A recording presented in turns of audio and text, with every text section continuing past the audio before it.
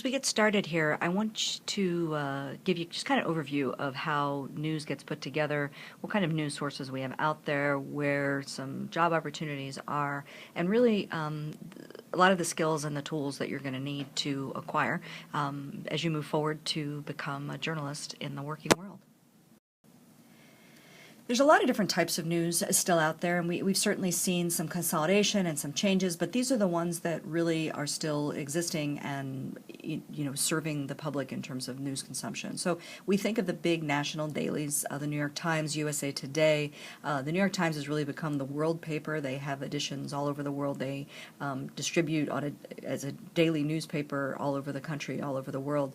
And then USA Today is, of course, a national newspaper. There are other major metro dailies. These are ones that have been struggling in the recent past, so things like the LA Times, the Chicago Tribune, the Philadelphia Inquirer. These were big city papers who have gone through a pretty significant decline in advertising, and that doesn't mean that there's not job opportunities there, because they are still looking to hire young people who have new skills as they move more into the digital platform.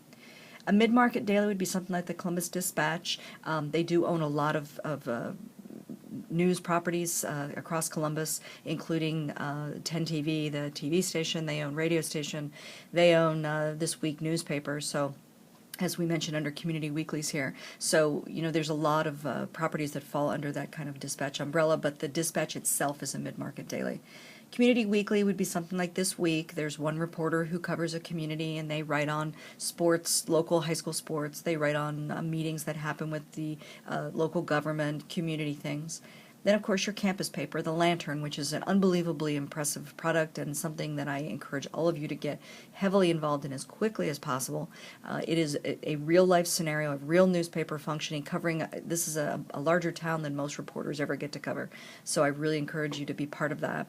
Then, of course, there's websites. So, every news enterprise has its own website now, from the smallest to the New York Times, which, of course, has apps and all kinds of different platforms by which you can access its news. So, being able to write for the web is something we're going to work on here pretty significantly. We look at aggregators and content creators. Aggregators gather materials from other people and put them all together into one platform. And then there is original content that's created as well. Reddit is something where, people post to that. People will put links up there that they've read. There will be voting that will enable things to move up or down. Gawker is something I encourage you all to check out. There are blogs, and there's blogs that you might not think about. So the Huffington Post is actually a blog. And then, of course, there's individual blogs. A lot of sports blogs are cutting-edge coverage. We've certainly seen a lot of news reporting that's come out of blogs. So I encourage you to check out as many of them as you can. Social media, Twitter, Facebook, LinkedIn, Instagram, all of these are news sources, and they're things that we're going to get familiar with in here. Now, the conventional division of labor in a newsroom, I've kind of outlined for you here, and then this is a pretty old-school-looking newsroom, but they do still look like this depending on where you are, where we have the idea of an editorial department, the advertising department, which is broken out into classified ads, which got decimated by Craigslist, and retail advertising, which are those display ads. Then we have production, which puts the newspapers together. We have a website. We have people who handle circulation. We also, of course, have, under editorial would be photography, people who handle the website, videographers, multimedia people. These are all people putting together the news product. Now, inside the newsroom, for the most part, reporters and editors are divided by beats. So when you see a story that's written by Colin Binkley in the Dispatch, chances are it's an education story because he's on the education beat. If you see a story that's written by a specific person, you can equate it to what area they cover.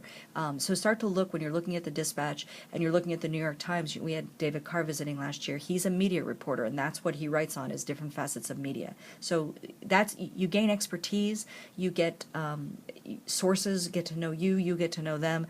The advantage of covering a beat is that you become familiar with it and it with you, and stories find you in ways that they wouldn't if you were sort of a one-off reporter. The idea for you as a reporter is you're going to cover your beat. You're going to come up with ideas for stories. You're going to get assigned stories by your editors. You're going to enterprise some stories. So your beat means you're going to go to the police station and see what's going on. You're going to go to government meetings. You're going to visit elected officials, community leaders. Those are the kind of people that you will approach about getting stories. You'll enterprise things. So you'll start to notice that one intersection has a lot of accidents, and you'll start to enterprise about safety in a particular area, or speeding, or whatever it might be. As you drive around your beat or contact people, you're going to start to see stories. So your goal is to identify sources, contact sources, do the information that you need to get research for these stories, interview people, and write things. Editors assign you ideas. That's a big role that they have. They get ideas, they give them to you. Although you really, being on the ground, you're going to have much better access to ideas. They will help you determine what angle your story should take. They're going to edit all your stuff. That's the biggest thing that they do, is they're going to read your stuff. They're going to ask you to make additions and changes and corrections, and they're going to check and make sure that it's factually accurate, and we're all going to learn about how to be editors in here. They approve the copy before it goes anywhere. They assign artwork that goes with your copy. They write headlines. They're involved in designing the pages. They really handle all the stuff that makes news get out to the public. Now the times are changing. Reporters used to just write, and if you could take pictures, you had a job. Now reporters can be editors, they're photographers, they're videographers, they write cut lines and headlines, and they do social media, they do everything. So you need to become that jack of all trades and master of all to a great degree. That doesn't mean you have to be the greatest videographer or the greatest photographer, but you have to be able to do it. And you may have noticed the Chicago Tribune recently fired all of its photographers, got rid of them all, and are now sending out their reporters with cameras. So, the ability to write, the ability to do a multitude of things is what will make you the most employable. These are your basic tools. Now for this class, you are using the iPad. This tool is a self-contained entity for you, and you will do all of your reporting, all of your recording, all of your research. Everything will be done on this iPad. But out in the world, you're going to need to be able to take notes, whether it's with this iPad or with any other tool, and have to figure out how to do that. We'll talk about that extensively in here. We have to be sure that we're accurate and that we're fair, and we know how to take notes, interview people effectively. We're going to learn all that. You're going to have to get really, really comfortable with the computer. Programs like InDesign, Photoshop, Dreamweaver is a web design program, Word, of course, Audacity is a recording program for audio, Final Cut is how we do video production.